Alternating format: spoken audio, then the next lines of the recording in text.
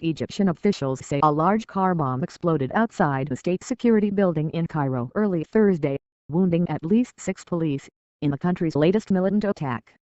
The massive blast, which occurred about 2:00 a.m. local time, tore the facade off the government building and shattered windows of surrounding buildings in the residential neighborhood, Shubra.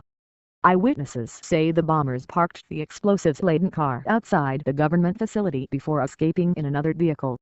The explosion was so loud that it awoke residents throughout the capital, according to social media posts.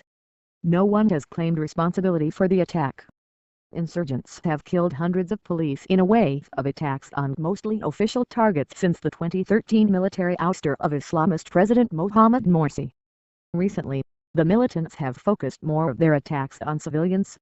Some of the worst attacks have been carried out by a group calling itself the Sinai Province, which claims allegiance with the Islamic State organization.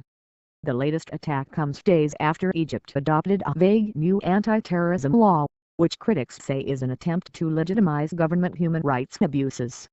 Among the act's provisions are punishments up to death for forming or leading a terror group, a life sentence for financing terrorism, and jail terms for inciting or preparing to incite attacks. The new law also includes punishments for journalists who go against the official version of an attack, threatening them with fines of between $25,000 and $64,000. An earlier draft version included possible jail sentences for journalists. Human Rights Watch on Wednesday slammed the new law.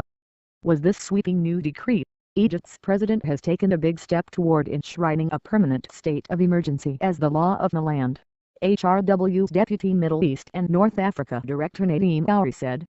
The government has equipped itself with even greater powers to continue stamping out its critics and opponents under its vague and ever-expanding war on terrorism.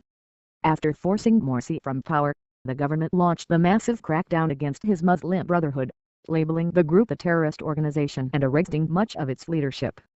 Security forces also responded violently to Brotherhood protests and demands that Morsi be reinstated, setting off clashes that left more than 1,000 people dead.